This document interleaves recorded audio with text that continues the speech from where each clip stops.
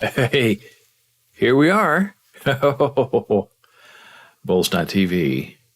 I don't know if you can hear the sirens going off, the alarms going off.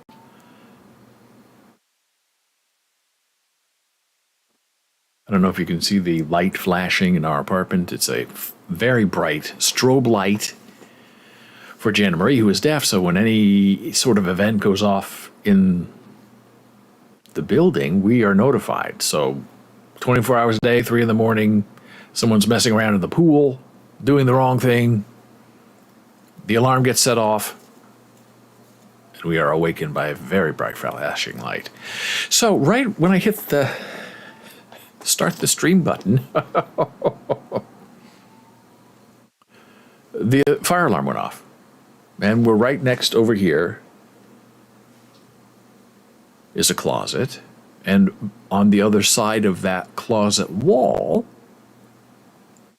is one of 3 elevator banks. 6 in all, but 3 on this side. So the elevator goes up and down. You can hear it.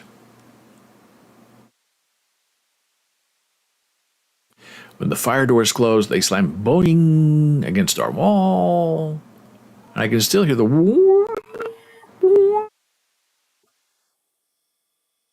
I've never heard that before. That's a new siren. I don't know. I think it's coming from inside the building. And you hear the fire engines come because no matter what happens, when the fire alarm is tripped, false alarm, not a false alarm, the fire department and 3 engines show up. And if it's false alarm, I think it's a $1,000 fine.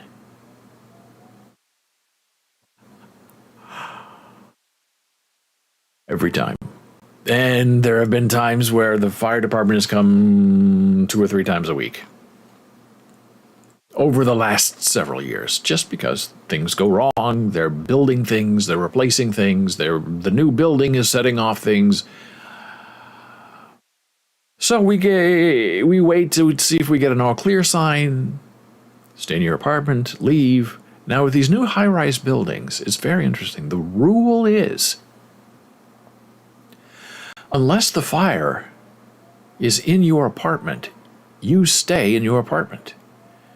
Because your apartment in these new builds is made of cinder block. Every wall is cinder block. So it makes for a very quiet apartment. Your direct neighbor, if they're going to be noisy, or has to go through cinder block wall.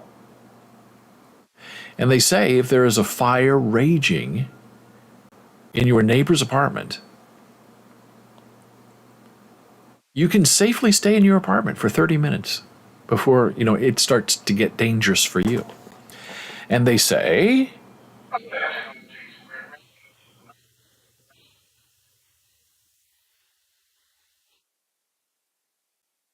an announcement over the speaker, no need to evacuate, not an emergency. There we go. All clear.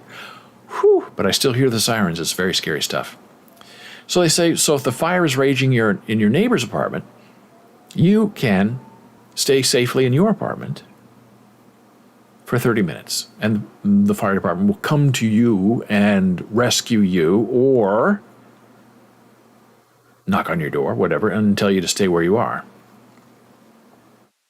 And what's interesting is I believe it's 10 flights of stairs, there is an equipment room for firefighters that has their, I believe, air tanks and masks and heavy clothes. Because when the fire alarm goes off like this, every elevator bank, wherever it's going, immediately pauses, stops you where you are, sends you down to the first floor, and the doors open and stay open until each individual elevator is reset with a key by the fire department. So, depending on the blaze, the fire department,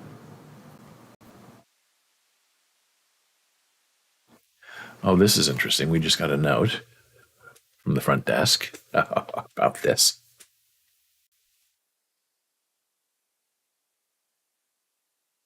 Someone on the 24th floor opened their door. I guess meaning they were cooking. They cooked something, opened their door, and reply.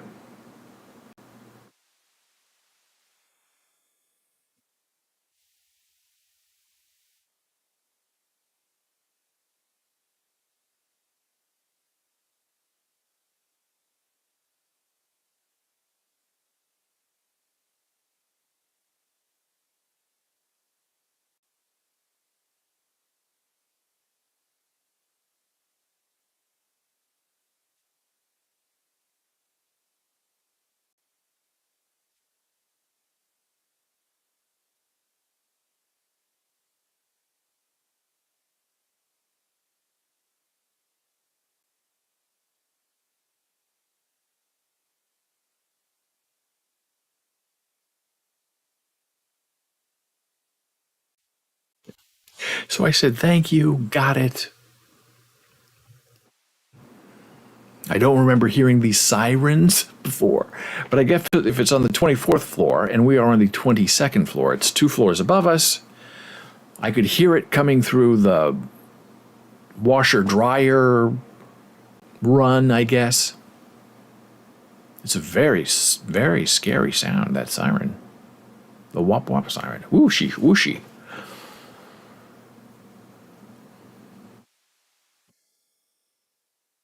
So every 10 floors, the building is required to have a full set of gear for a certain amount of firemen. The firemen can get on the elevator if they think it's safe and go up to their first, I guess, floor number 10 and put on their gear there. But if the elevators don't work because of a big fire, you don't, and if you live in a 56-story tall building and the firemen have to run up the stairs to the fire,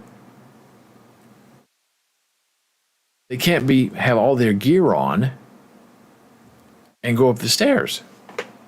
It's too much. The gear weighs 80 pounds.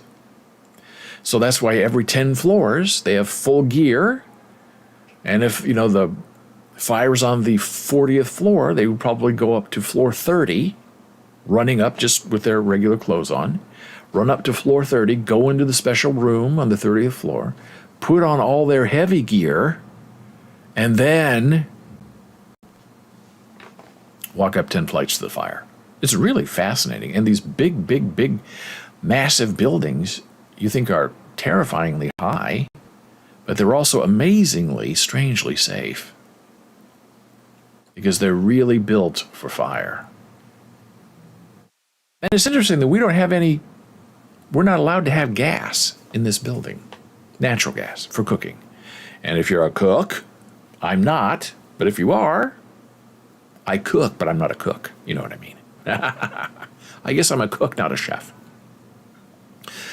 Because it's too dangerous. They say you cannot have natural gas lines going up and down 50 stories. It's not safe because if one little thing breaks, everything explodes, I guess. So everything is 100% electric. And it's interesting, there's no two-way intercom system. You can't call the front desk. If you want to call the front desk, you pick up your phone.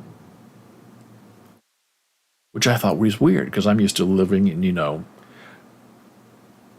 York buildings where you call the front desk through the intercom. Nope. You have to have a RFID ID tag to get in places. You call the elevator by punching in your floor number, so you can't, hey, hold the elevator for me. That's all out in this building, new buildings, because you got to punch in your floor first, and then you can get on your elevator. And if you're going to, I'm going to get off on the 18th floor, you're going to 22, I'll get off on 18. It's not going to stop at 18. It's going to go right to 22. So it saves time, very fast elevators. And guests and people from outside don't like that because they like to try to push their way on the elevator. And it's very funny to watch them because there are no elevator buttons that you can access. The fire department can access it, but we can't. There are no elevator buttons to push in 18. You just go where you're going, and then you figure out what's going on, and you get off, and you punch in the floor you want on the floor you're forced to get off on. Nah, it's very funny. So the sirens have stopped. Oh, that's the other thing. They say if you have a fire in your apartment, like a cooking fire with lots of smoke sets off the alarm, do not open your door.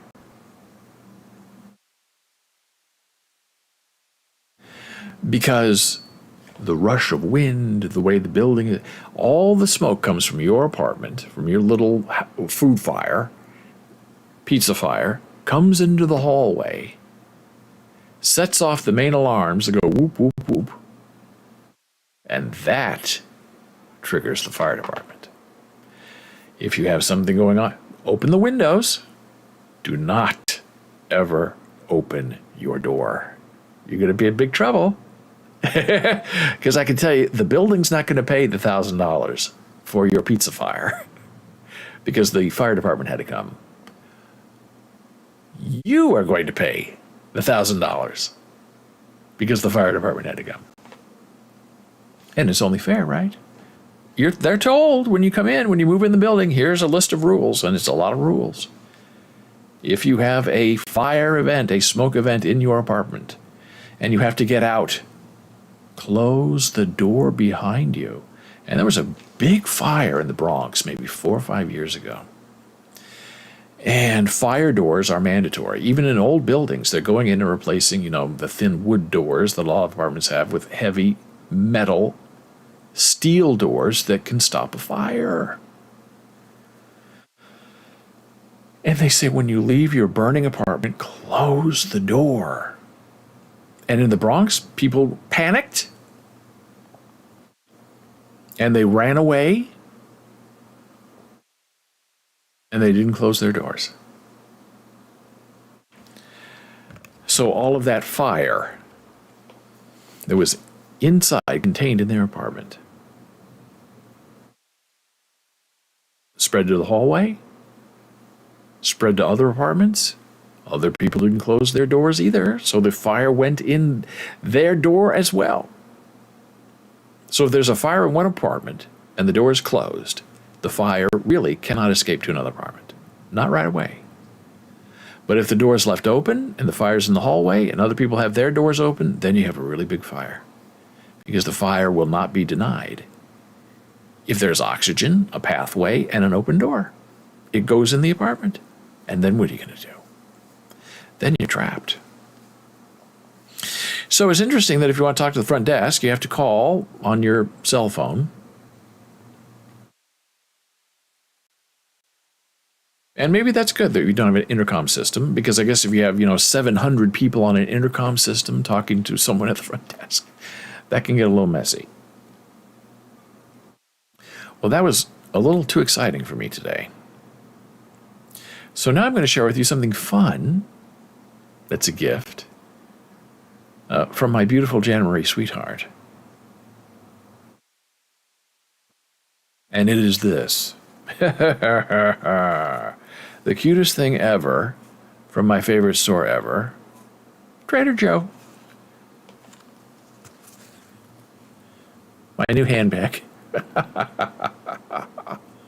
was $1 or something? Isn't that the cutest thing? And then I saw someone on one of the online groups had purchased this and then had put their cat's arm through it and said, "My cat has a new handbag." So it's a little tiny bag from Trader Joe. I don't know what you put in. I guess you can put coins in it. That'd be cute, right? Put some coins in there. But there is a surprise. Here's a giant zipper that I think is out of spec when it comes to the actual size of the bag. And inside this wonderful thing is another wonderful thing that I sort of ruined the surprise by opening it yesterday. And then Jan said, "I thought you were going to share that on the show, but you took it out." And I did. And then she said, "You're not going to be able to get back in And she's right. I'm not even trying. So inside this bag from Trader Joe for $1 something is this bag. Another Trader Joe bag. It's a bag within a bag. Isn't that fantastic? And it's crinkly polyester, whatever you call that. But it's very beautiful. I love a gift. I don't like puzzles, and I have a feeling this has now become a puzzle. I'm not very good. I love puzzles. I'm just not good at them. And I love this. So now, this, you put all your stuff in here, I guess. And then you have to carefully fold it. I think this is how it was originally done. This, right? Wrapping around. And then the handles are always a problem. But if you make them small enough, you can make it into the size of a small Trader Joe bag. And then you just very carefully put this in here like this. Right? And pushing it down and pushing it down.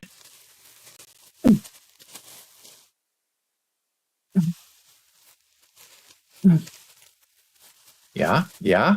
Okay, it's working. Might be better at this than I expected.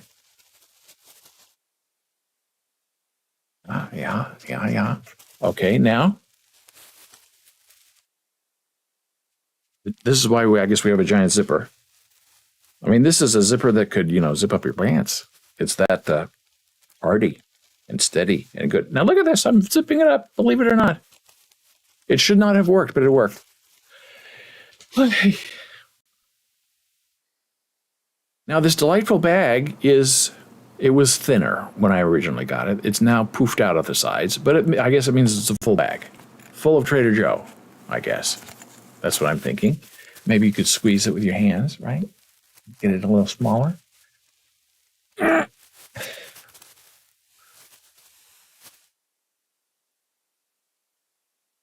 that's just delightful. And it was easier to put back together than I thought it would be. It worked well.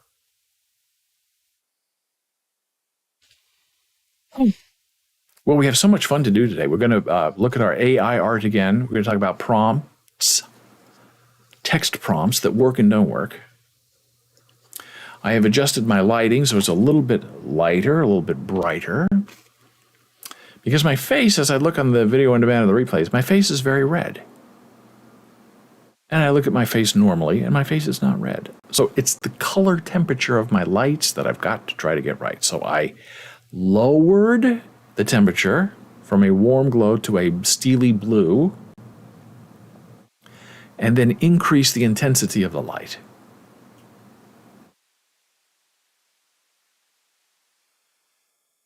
As they say, ugly's ugly. What are you going to do? It's your face. Put your face in the bag. So now we're going to take a very brief break. I'm going to go check on the sirens. And we'll return in a moment. Oh, and we're going to talk about some fun things. Casinos in New York. Have you heard about that? That's just weird. And people will say it's not going to happen because somebody doesn't want it to happen.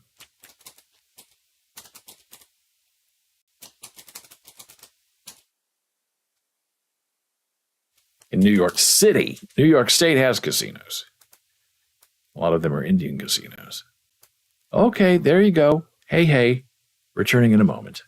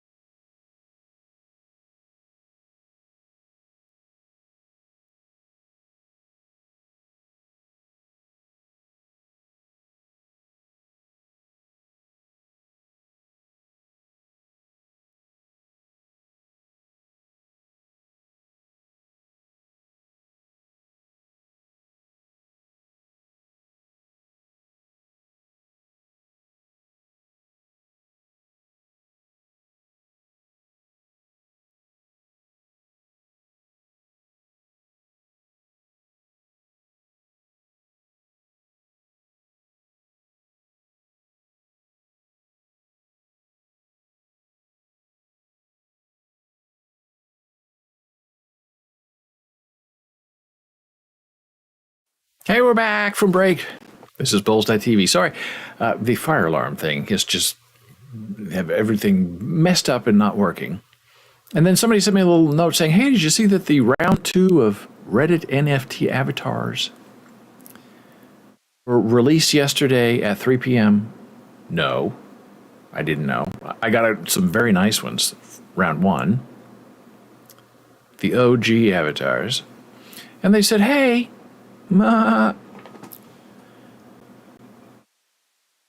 they sold out in like 30 minutes. And some people were camping out to buy the new NFT avatars.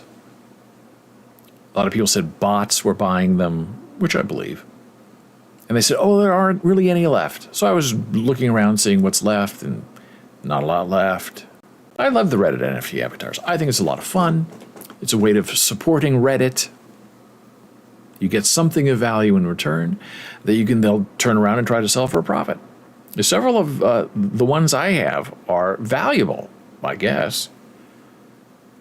They didn't cost very much. But one of the ones that I have sold for $20,000. It was the number 2 version of The Hands. And version number 1 is held by the creator, the artists. And number 2 came up for sale, and there's a collector who's collecting very early avatars. So I think mine is 66 out of 100, I think. I get offers every day on it, and they're just ridiculous. Not anywhere near $20,000. So what's the point of it? Why sell? But I love the idea. I love these avatars. I think they're very cute and they're very fun. And I don't want anybody telling me and giving me a hard time, because I'm 100% behind the avatars. And oh my goodness, some people love it.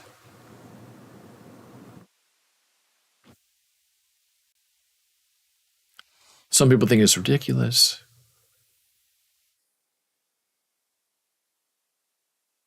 And then I guess you can go on OpenSea. Maybe we'll do this together right now. Let me just see if I can do it. Maybe it's going to make me do something weird like log in. Oh, don't make me log in again. Oh, you're going to make me log in. Oh, my.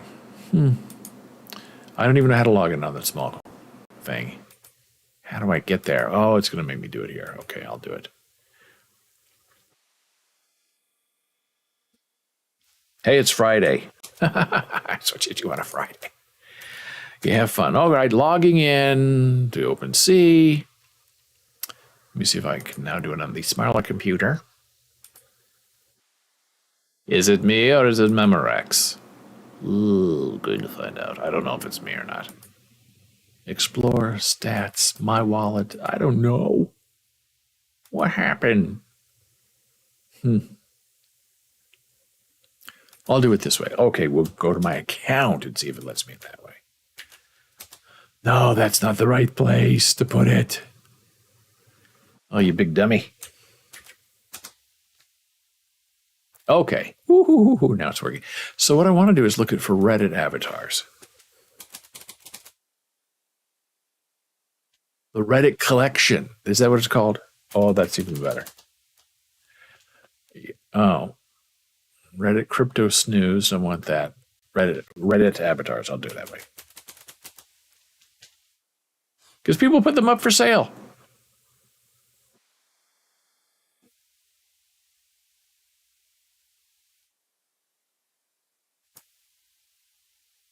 Here we go. So we're all logged in. This is OpenSea. As you can see, we have Reddit avatars right here. Reddit avatars right here, yeah? The collectible avatars, the senses, we don't want that. Spooky senses. These are the Halloween collections, I guess. How much? Now, these are the ones that sold out, I think. And you can see what they're selling for. The sun, the moon, the rain.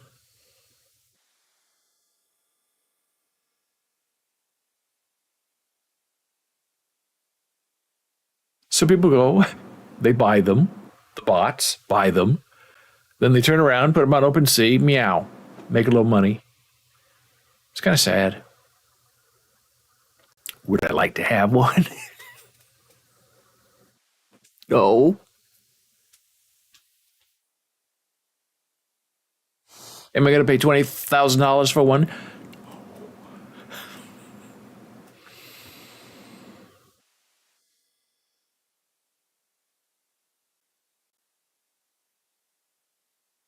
So it's the sun, the moon. Is it the sun, the moon? I thought there was stars as well. The sun, the moon. The sun, the moon. I thought there was a third one. Maybe there's not a third one.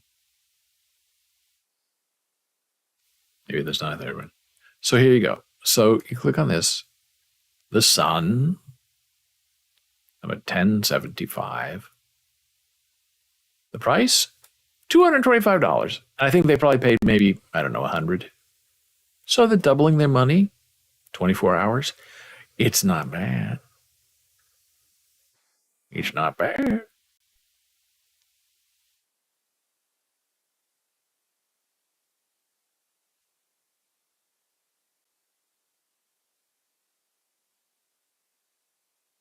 I'm getting all excited about this, and I shouldn't be.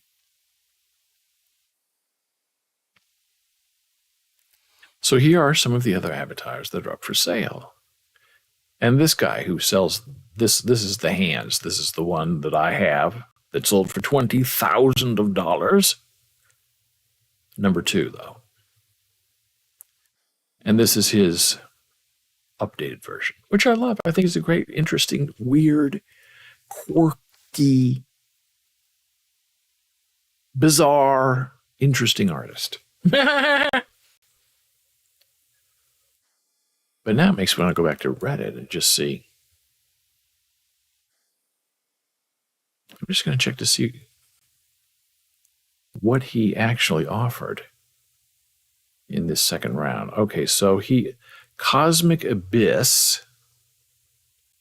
The eyes I have, the mouths I have, the sun and the moon. Sold out. Everything's sold out. So it's now I have to write myself a note. Cosmic Abyss.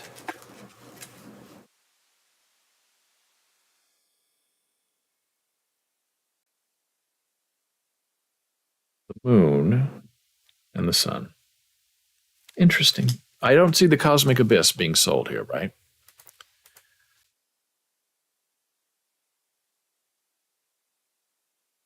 Let's do a search.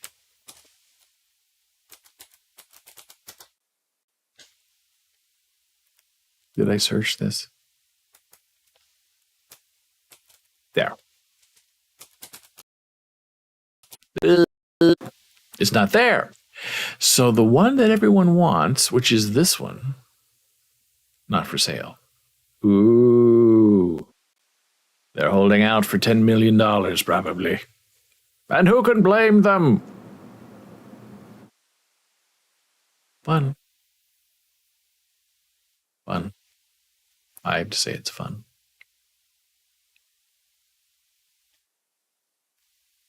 Yeah. Fun.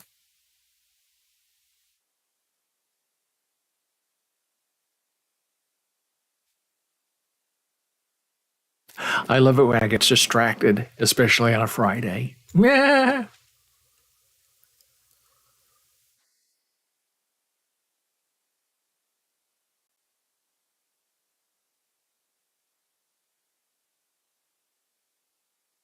The sun. $226. Oh, I think I'm going to sneeze. This is where I go to test pattern, turn off my mic. It's going to be very ugly. One moment.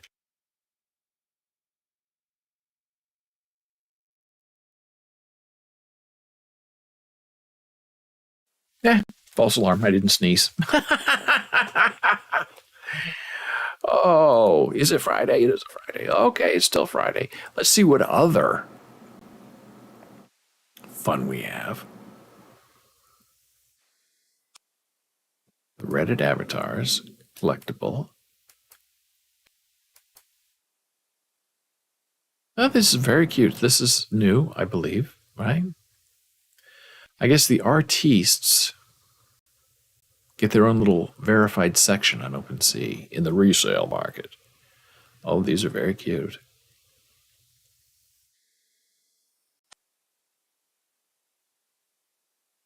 That's cute. $88. Probably bought it for $9. Very cute. 28% below. Yeah, see, you buy it, you think you're going to make $20,000. That's what's going on. Do I like this one? Yes, I do. I think it's kind of funny. Is that the only one that's on for sale? Are there others? This we must know.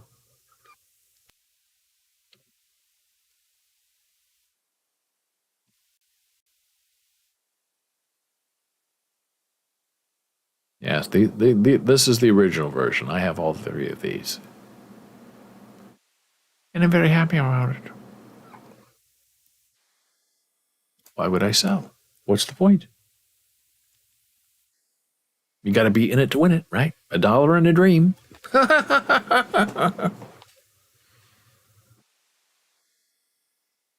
Yeah, these are nothing. We don't like these. We want the special avatars that sold out yesterday at 3 o'clock that nobody knows about. And Reddit didn't tell anybody. They said, oh, we have new NFTs coming out. We're not going to tell you when, so just, hang out a lot and see if you can find one.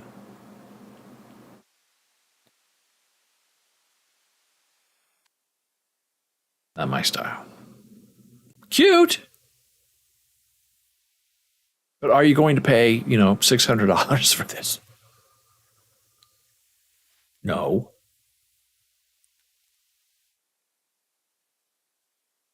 Would you pay $200? No.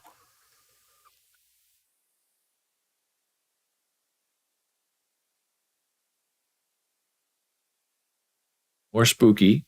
So I guess every holiday they're going to have new NFT avatars. And that's fine. It's going to be a lot of fun. People will like it. People will buy. People will be very happy.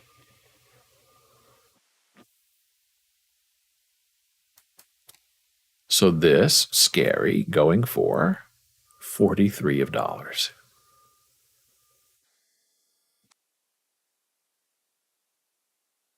Interesting, right?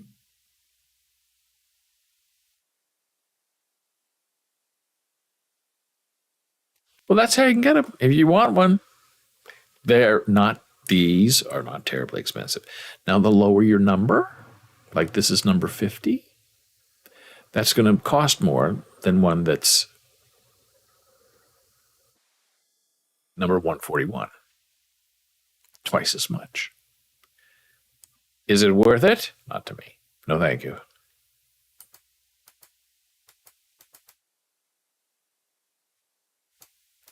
But I'm going to go back to this one. Whoops. Oops.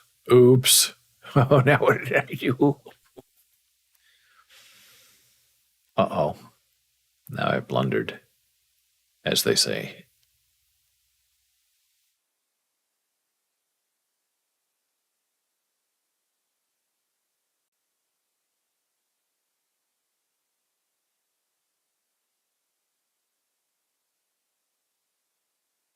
This is what I'm looking for. Okay, spooky. So the sun is 1.7, okay?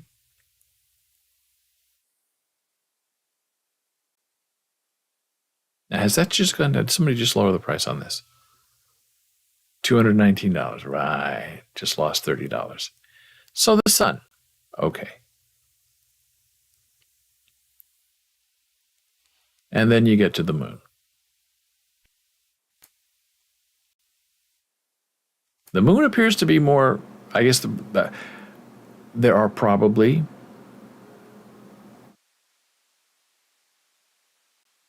fewer moons available than there are suns. That's what it seems to say to me. And then the other one, the cosmic one, I don't even see that listed, which I find very bizarre. I don't know why. And it's bothering me.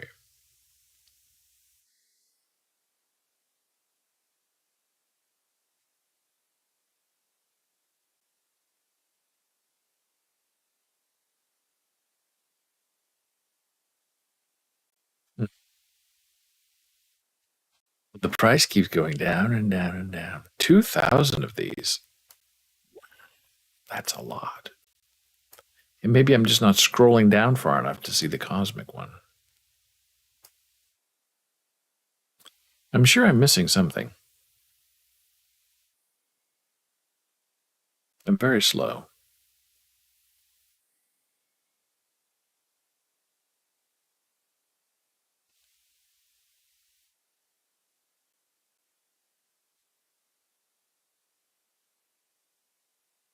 Lots of suns.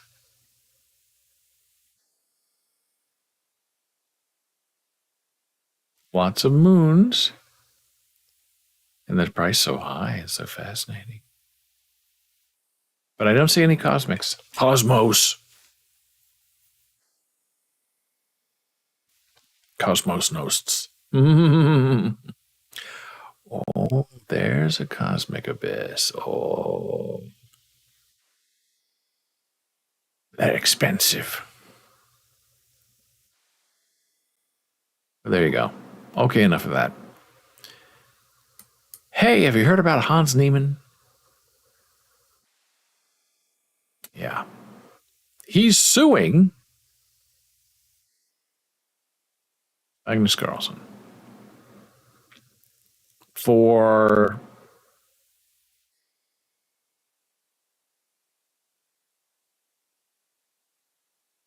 accusing him of cheating without any evidence, I guess. A lawyer's being compensated on the basis of word count. Did Stockfish recommend this lawsuit? Very funny. On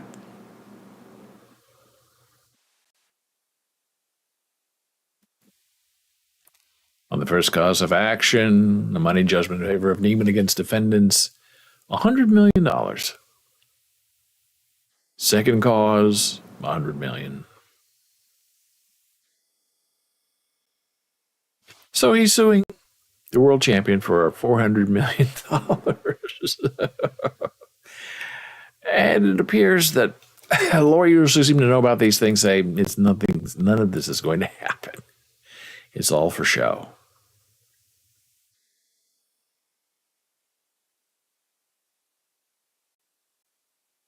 Making matters worse for Carlsen, Neiman embarrassed Carlsen by playfully taunting him during his post-match interview. Notorious for his inability to cope with defeat, Carlsen snapped, enraged that the young Neiman, fully 12 years his junior, dared to disrespect the king of chess, and fearful that the young prodigy would further blemish his multi-million-dollar brand by beating him again, Carlsen viciously and maliciously retaliated against Neiman by falsely accusing Neiman, without any evidence, of somehow cheating during their in-person game, demanding that the organizers of the Zinkfield Cup immediately disqualify Neiman from the tournament. When tournament officials refused to comply with Carlsen's corrupt and cowardly demand to baselessly eliminate Neiman from competition, Carlsen lashed out again, this time by boycotting the remainder of the Zinkfield Cup in protest. An unprecedented act for a top chess professional, let alone the reigning world champion. Carlsen then confirmed his defamatory accusations against Neiman with a provocative post on Twitter, which had the intended effect of disseminating Carlsen's false accusations that Neiman had cheated against him across the globe. Now that's funny. Oh my. It's going to be interesting times in the chess world for the next couple of days. Who will win? There are no winners. Now it's time for our next break. We didn't get to casinos in New York. We will. But we're also going to get to NFT AI art prompts. Oh, yes. Coming up soon at a theater near you. Only in theaters, not streaming. Returning in a moment.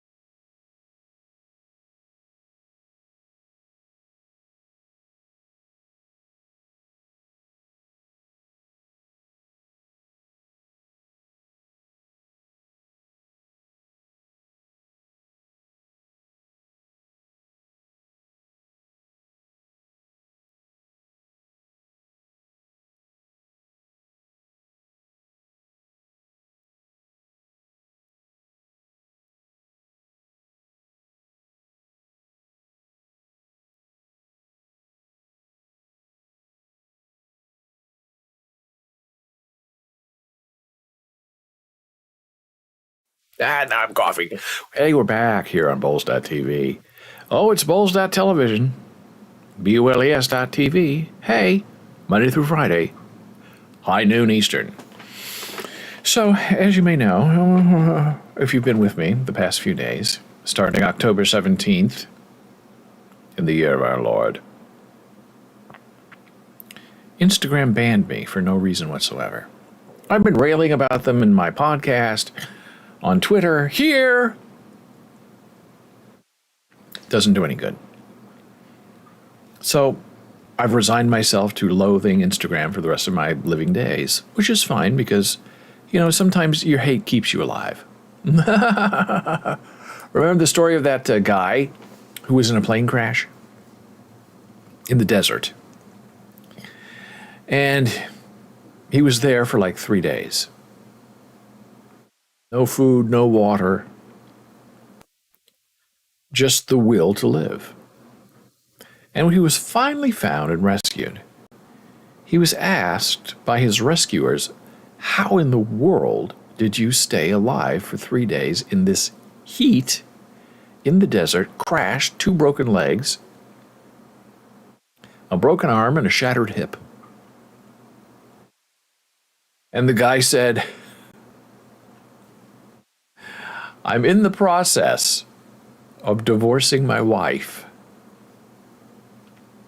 And if I die, she gets everything. Now that's the will to live. It may be a horrible, mean, immoral reason to want to live. So your wife doesn't get all your money. You want to survive, she'll only get half. So it is my hatred for Instagram that keeps me alive and keeps me clicking the button to go live here. It helps. So we know Instagram sucks. Meow. But what about Twitter? Elon Musk is coming. And here's what we're seeing reporting today.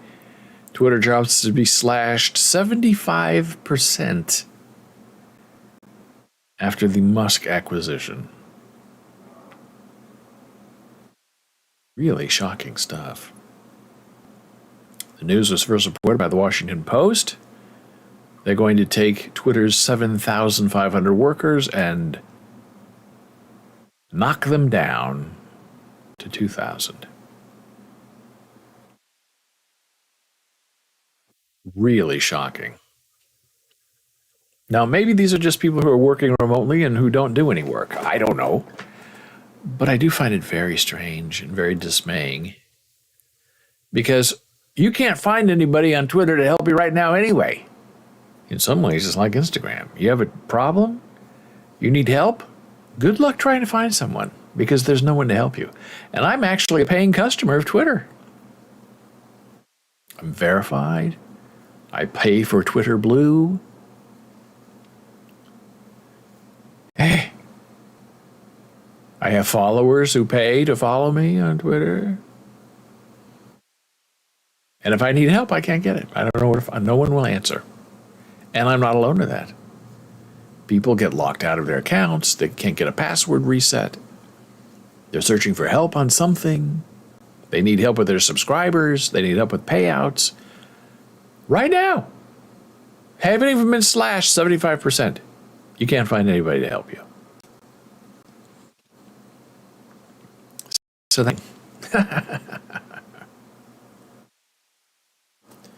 there's the interesting article about Times Square. May get one of the few spectacles it lacks, a casino. Now, I think it's kind of a great idea, really. But not everybody does. Times Square, New York City's famed crossroads of the world, could hardly be considered lacking. It has dozens of Broadway theaters, swarms of tourists, costumed characters and noisy traffic, all jostling for space with office workers who toil, suffer in the area. Now, one of the city's biggest commercial developers is pitching something that Times Square does not have, a glittering Caesar's Palace Casino at its core. I think it's magnificent.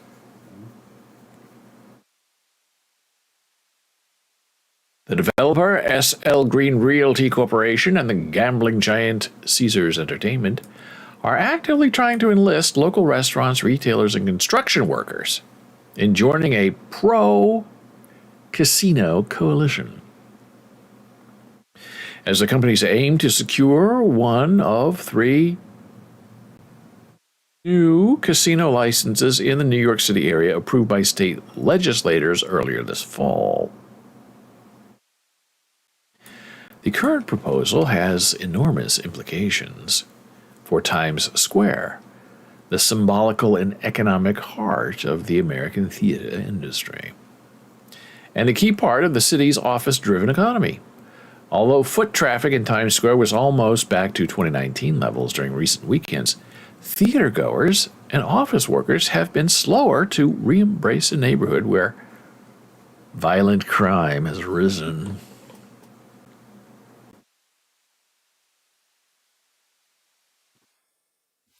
Few things change in Times Square without notice or protest. When the city installed pedestrian plazas in the area more than a decade ago, the move was widely condemned and even lampooned by late-night talk show hosts, before being eventually embraced as an innovative foray into urban design. When the neighborhood's army of costumed characters gained a reputation for aggressive solicitation, the city restricted them to designated activity zones, raising free speech concerns. But now, here we go. The idea of a casino has already found an influential opponent: the thuggery of the Broadway League, a trade association representing theater owners and producers, people with all the money.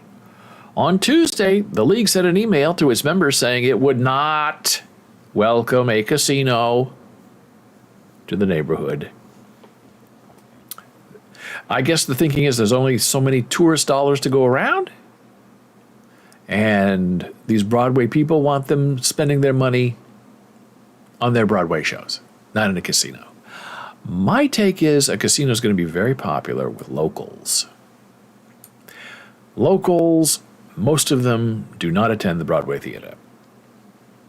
I don't think it's a very interesting conflict. And if you have people going to the casino to spend money, and maybe they win, then they go to a Broadway show. Or if they lose, maybe their consolation prize, 2 tickets to a theater show, Broadway show, could be. Why not?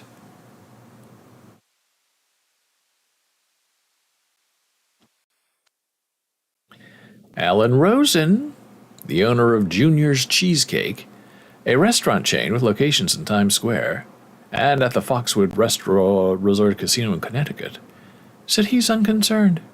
I can't see a casino hurting my business. Look at Las Vegas. What do people do? They eat. They go to shows. It's a lot more than gambling these days. And I would certainly think that if you're going to be Caesars Casino, you're going to have the Caesars Broadway Theater as part of your casino, of course. And that will help things. And not, Penn and Teller, Celine Dion. I mean, put a real show in there like the Marriott does. It could be very successful. So my vote is yes, for a casino in New York City. And maybe they'll even have 3 of them. I think it would be just wonderful. But who am I and what do I know? Now, earlier I showed you some Reddit NFTs. I'm just going to show you my OpenSea account.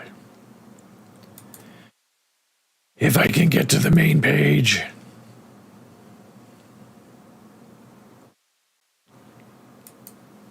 See if I can get to my page. So I can show you what the latest things going on are. Is them there. In them there hills. Come on now. Oh no. There we go. Oh, he's so slow today. The internet is lagging. Could have been the fire in the building earlier. So on OpenSea now, you can have a featured column. It's your page. So when people just type in your URL on OpenSea, they can visit you and see up to 100 NFTs that you're either selling or collecting or giving away.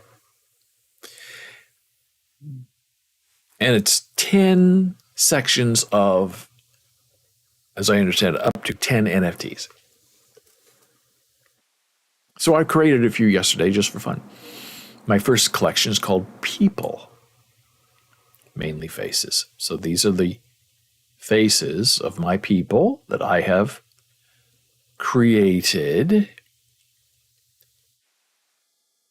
and collected as part of my NFT artist journey.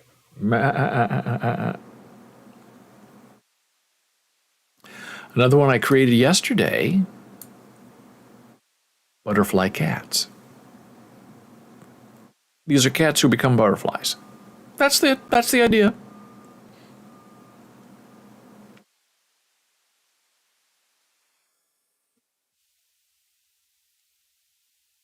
It's sort of cute. Different, fun, right? Price is right. Another one I created, Intention. I'll be discussing this particular one in a little bit. How I got this finally to prompt correctly. A rainy night with a woman's back to us. Flowers raining on a grave. Maybe Washington Square Park. We're not saying yes or no. Mainly because we had a hard time making it happen. They do roses very well in AI. So you ask for a field of flowers and they give you a field of roses with a fire of a rose erupting from a faraway cabin. This is very interesting. I have no idea how or why I created this or what prompt I used, but I like it. It's interesting enough.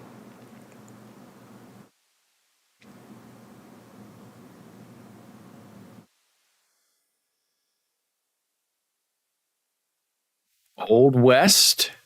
This is my latest creation that I will be discussing in detail in a moment.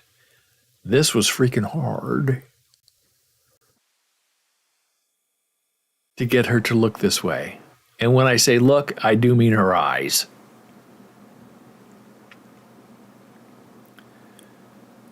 Covered wagon. Indian buffalo.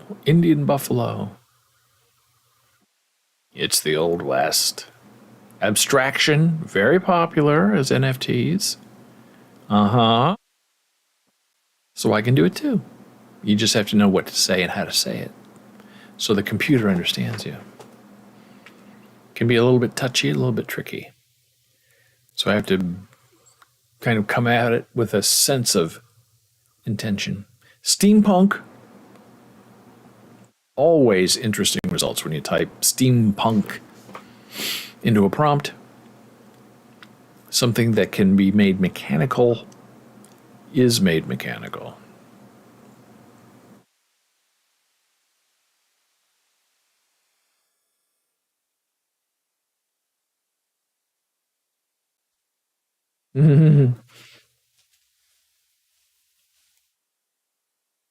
Self a note.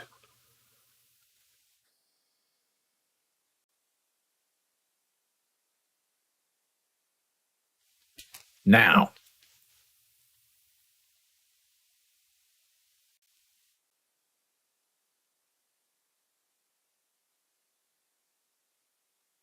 Okay. This is the high point in the start of our day. Oh, the hair's looking weird.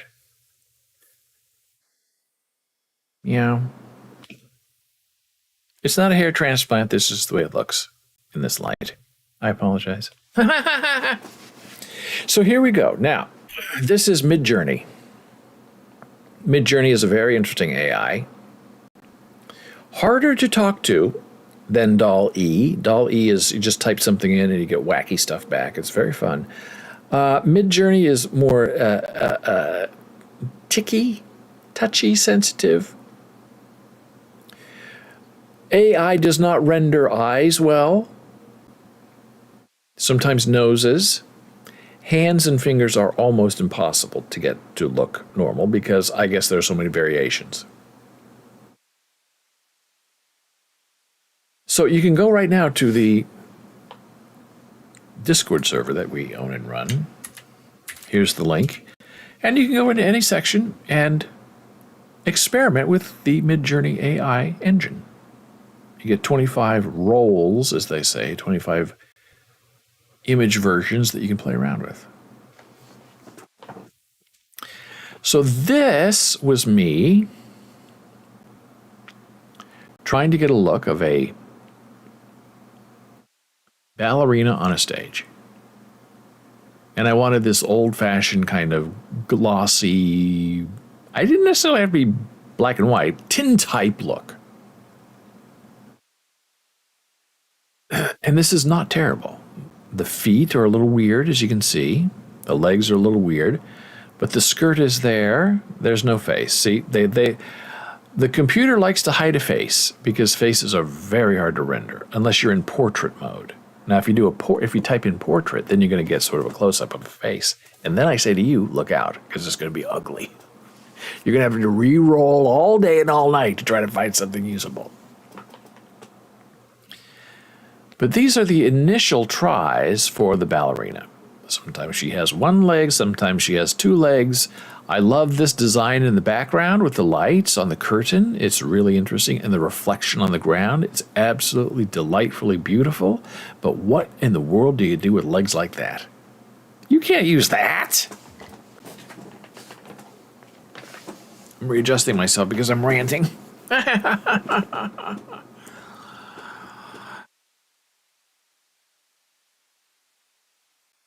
So I tried to change the prompt to dancing across the stage, moving across the stage, leaping across the stage so she's not standing there. I also tried different ballet terms, plie, fifth position, fourth position. None of that was understood. Now in some of these AIs, you can use a reference image where you have like a ballerina and you give the URL to the AI machine, and they take that and then make it into something else as an inspiration. To me, that feels like cheating a little bit. But maybe I'm just immature. I don't know.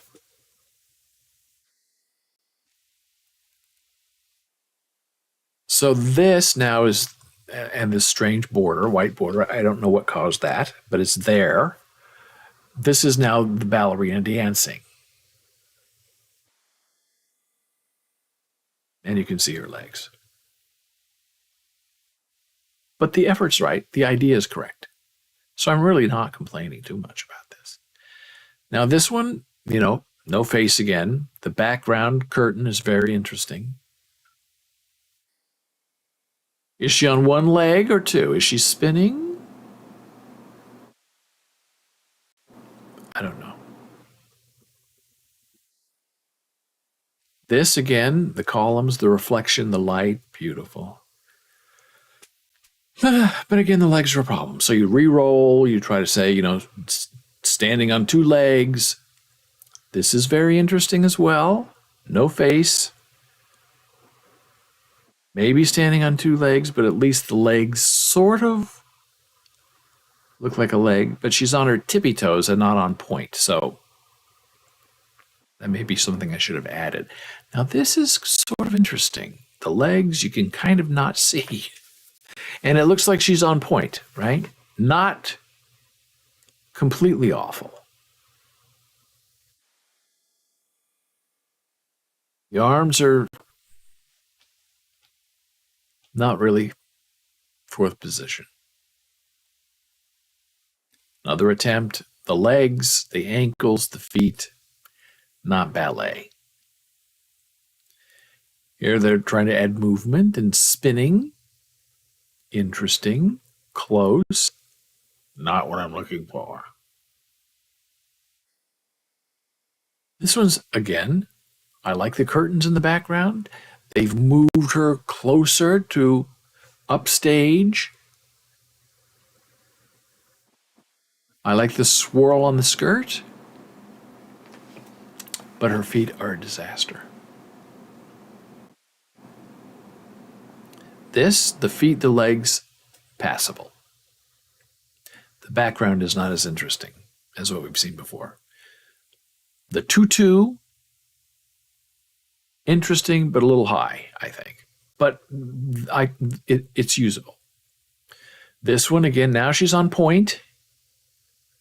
Does she have one leg, two legs, or is the light reflecting off one of her legs, which is what I would say, because it looks better that way. But still no face. This, I believe, is the one I ended up using and, quote, selling on OpenSea. Because this is very lovely in many respects. First of all, you can't really see her feet. You see images, you see shadow, light. Right? So they're there, but they're not there. Is she on point? You could say maybe she is. But what I like most about this is her tutu. It appears to be at her waist. You can see her shoulders, you can see her hair, even though she's looking upstage. But the sweeping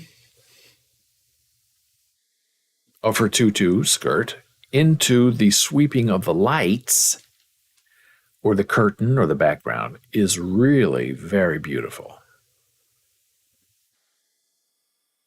So I used to take like 5 or 6 of these, download them, put them up on OpenSea and have 5 different versions. Now I'm taking all of them, finding the 1, 2 that I like the most, and if they're appropriate, upscale them, as we did yesterday, from 1,000 by 1,000 to 8,000 by 8,000, which adds value to your NFT.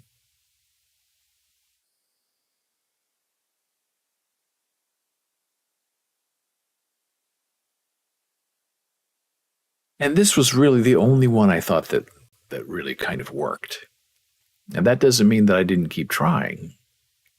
Now, see, this is slightly more cartoony, which is sort of what happens. You know, once you get to like 9 or 10 remixes, re-rolls, then suddenly, especially when you're doing a re-roll of a re-roll, then the computer goes a little bit crazy and it's like, okay, time to stop. Because then it starts getting hard lines, very cartoony, very hard edges, which is fine too, if that's the style you're going for. And this is not unacceptable.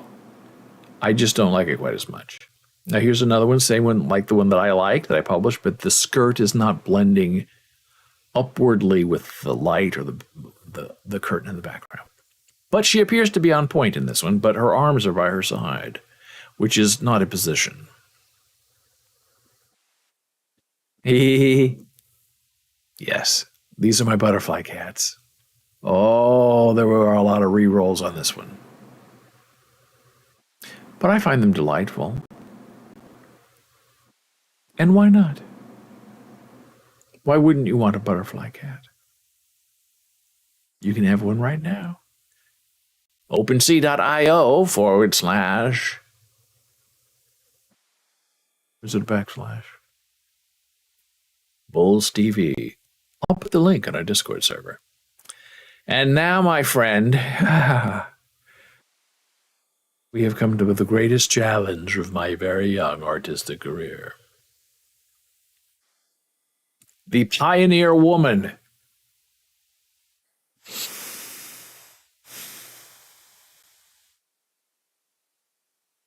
This is a story of love and a story of hate. And not a hate for her or a hate for me, but a hate for the process. But before I get into that, we're going to take our very next break. Because this is going to take some fun. Correcting the Pioneer Woman.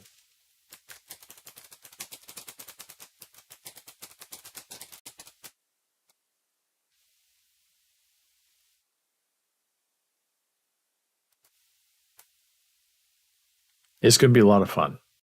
You'll learn a lot because I learned a lot. I hope. It's coming up next.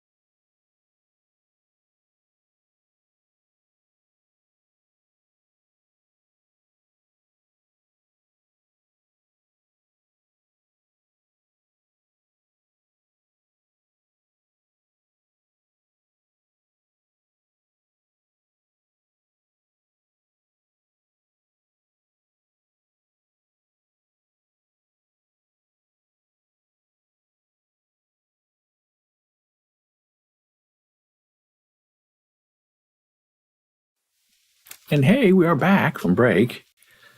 David Bowles, this is Bowles.tv. It's BOLES.television. Coming to you live and in concert from the East Coast of the United States. Monday through Friday at high noon. So here's where we left off in our last conversation before the break about the pioneer woman. Now, I wanted to create a pioneer woman with pine cones, pine needles in her hair, overlooking a lush valley.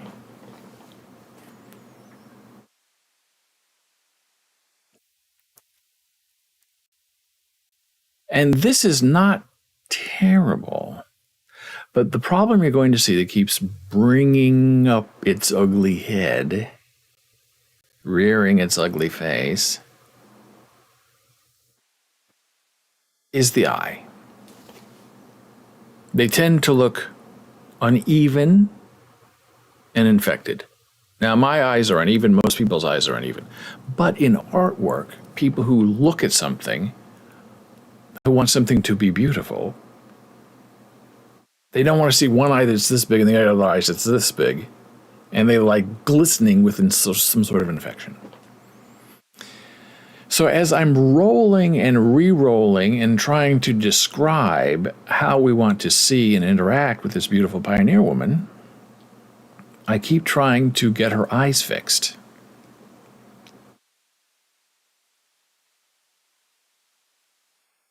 Now, this is very lovely again, too, and you look at it, and it's sort of okay. This eye is great, and the other eye is sort of, when you blow it up, it looks really out of whack. And the pine cones in her hair are a little much. But I would live with it. It's okay. The background looks good. The lush valley, the prairie, it's all there. I like the light and shadow. Now here we go again with another re-roll. Again, I like her clothes. I like the braided hair. I like the pine needles in her hair. I think it's just wonderful. I love her expression. I love her nose. I love her mouth. But her right eye is huge and infected. The other eye is perfectly delightful.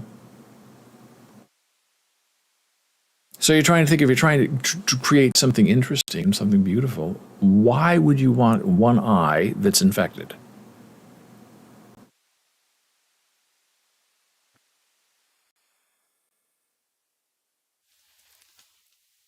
Here's another one.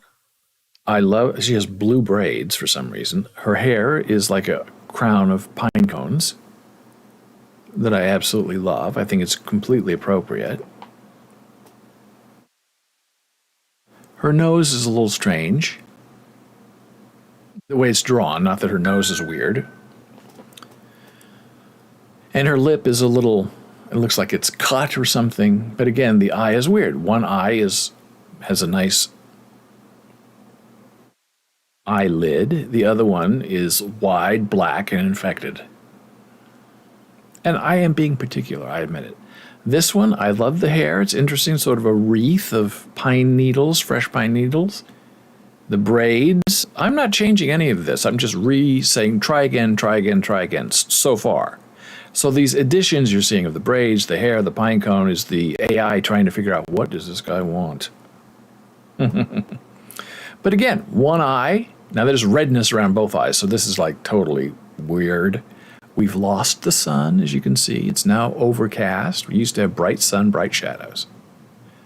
But one eye, again, is okay. The other eye is really, really wrong.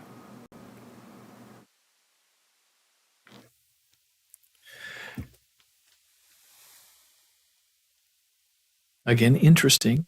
The sun is back. Waif-like. Thin. Strong. But again, one eye is correct and the other eye is way off. Now the sun's going down. This is a setting sun. Now they're really going crazy on the pine cones. and the braids. And her lip, again, appears to be cut or hurt. The eyes are sort of okay. They look a little crossed, which is not terrible, but it's not really the look I was going for. And the pine cones look sort of stuck on and not part of the overall look.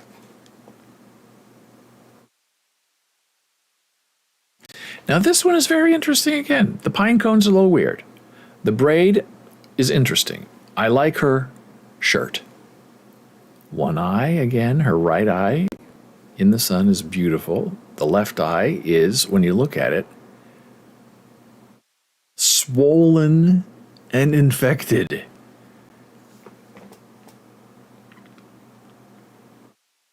Again, another reroll. The pine cone's not quite right, so that's just out.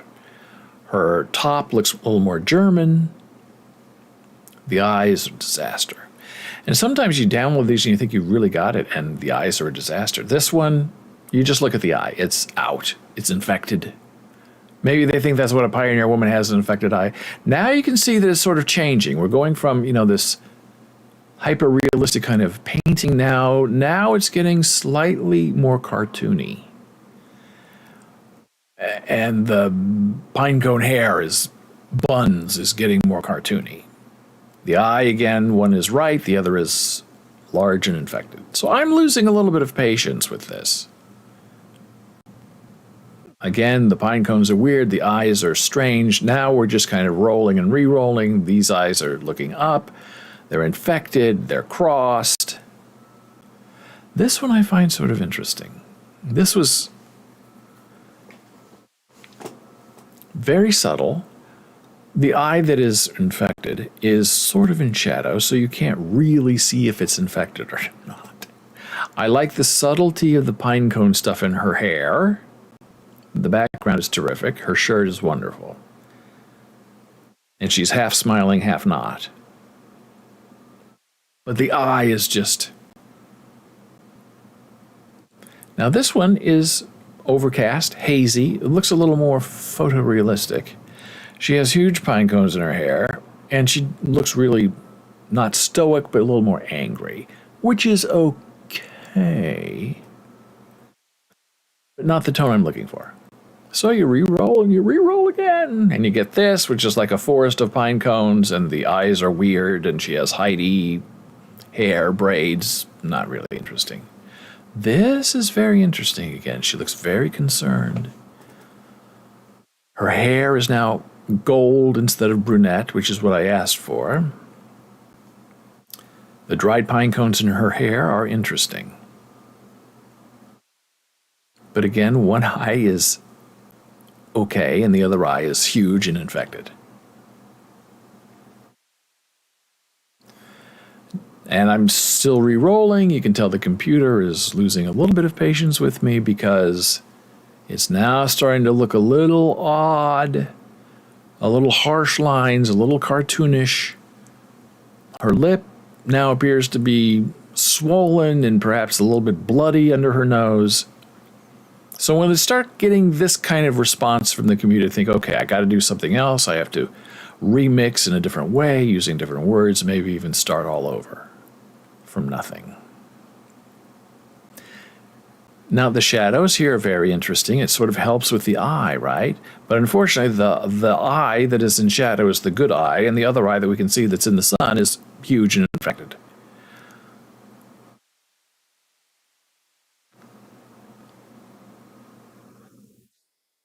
Again, this is funky hair. I like the braid on top of her head, along with the pine cone, and then the braid down her shoulder. But the eyes don't match. Again, interesting look. The eyes are wrong. Her lip looks out of sync. An AI artifact, as they say. So, this one is where I finally went to the Discord server for Midjourney and asked, I said, I'm having trouble getting these eyes to work. And a couple of people offered some great advice. They said, use the word detail or highly detailed eyes. I had tried symmetrical eyes to try to get them. That didn't work at all. Detail, this was my first attempt at detail, a little bit better. The eye in shadow is better than the eye in the light because it looks big and infected. But it's sort of calming down. I re-rolled this, remixed it. Okay, getting somewhere.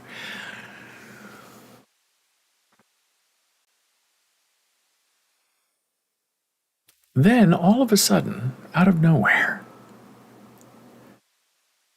the eyes are still weird, but suddenly, we have a hand. And hands and fingers are very hard to render. And suddenly, AI decided that, hey, let's have her hold her braids.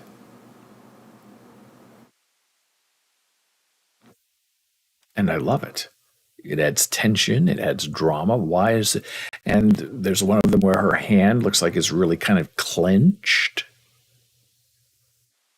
belying the look on her face. Very interesting. Another person said, not just detailed eyes, but say Betty Davis eyes or Julia Roberts eyes or the jawline of Cary Grant. Humphrey Bogart's nose. When you're specific like that, then the computer knows, oh, they're looking for that particular eye shape. I'll go out, figure it out, find it, modify it, and bring it back. So that's something I'm going to have to experiment with because that's a very interesting and helpful thing.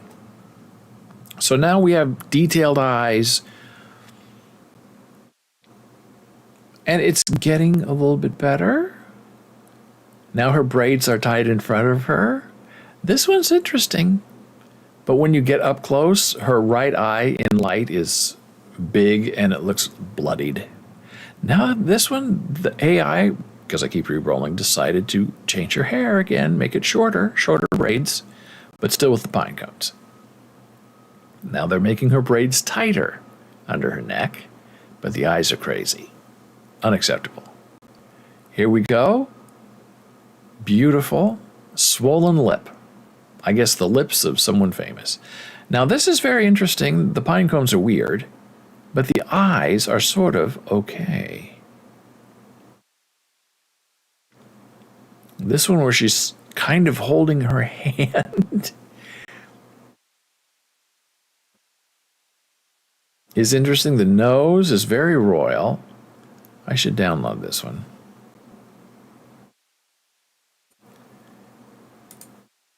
And look at this up close, because that's sort of interesting with her hand. I like her hand a lot. Here's another one with both hands holding her hair. The eyes look very interesting. The hands are taut. I'm going to look at this one again, too. Now, this is great because it's one hand holding both braids very tightly. But the eyes are weird, messed up, red. Here we go. The hand is good. The hair is good. I like the pine cones. One eye's up here. The other eye's down here. Non-starter. Now, this one I thought was very interesting, and I mentioned this in the conversation with the other artists. I wonder if the computer knew what I was trying to resolve, because one eye is completely in shadow, and the other eye is a little infected. But since you're not comparing it to the other eye, maybe that's just the way her eye looks. And her cheeks are rosy here, which is like the first time we've seen that. This again, I like the sun, I like the braid, I like the light on her face. The eye is not right. So I sort of gave up, but ended up using this one. Because it does work pretty well. I like the tension in her hand. The eye is okay. I like the crown of pine cones. So this I was playing with right before we went live. which is Old West Shootout. Now, the eyes here are unacceptable, but interesting because it's sort of abstract and sort of supposed to be this way. It's like I did not say put this guy's face on this side and the shootout people on the other side, but it's very interesting, and I sort of like that his eyes are not there. Here's another version of the town. This is supposed to be a gunslinger high noon shootout in an old west town with dust. So it's given me all those elements, but sometimes in a weird way. And I named a couple of actors that I knew, and did not work very well, as you can see. This one's a little bit better. The eyes are a little more defined. This was an upscale, so that's kind of how that works. I love this Old West town. I think this is very interesting with this vignette on the right side of two guys looking at the other people in town. This is very interesting with one guy half there, the other guy not there, in a dust storm. And as you can see, they're not showing us faces. As I, sort of teased in the forum where I was getting help, is that they always give us the back. You have to get the person to turn around, you got to use a certain command that I have to work on somehow. And you can also use the word portrait to show a person up close in their face. But then when you use portrait, you got a problem with the eyes. This, I think, is very interesting. Surrounded by dust, getting ready for a fight. So I guess I thought they were going to be fighting each other, but the tendency with the AI was to more have them fighting together, which is okay because the composition is clean and it works. This is very beautiful. The guy is maybe missing one of his legs here, but that's okay. This one, interesting, sort of steampunky in a way. This is just weird with the hat on the ground and the half-drawn people coming. A little more cartoony, as you can see. So when it starts to be cartoony, this is also cartoony. Then you got to start from scratch. You have to just re-roll from the beginning and start all over. If you're not looking for this cartoon effect. Cartoon again. Cartoon again. Cartoon. Cartoon with blue shirts. This was the last cartoon one, but I thought it was very effective. Everybody has their legs. Can't see their faces. But it does look like they're getting ready for a showdown. This one also, not quite as cartoony, a little bit more toned down. This is what I was hoping we were going to get from the beginning. But instead of this way, shooting this way at each other. I didn't use this because it's just silly. But at least it got me something. This, I think, is very interesting. Although the horses are a little strange. This is very futuristic and a little cartoony. Again, horses, hard to do. Horse legs, hard to draw. Little cartoony. So now I have to go work on upscaling several of these and putting these on mine for sale to see how things work out. So that is my experience so far with AI and AI prompts, trying to get the machine to think and do and feel as you do. And it's a very lovely experience. If you have any questions about this or anything else, you can email me, david@bowles.tv.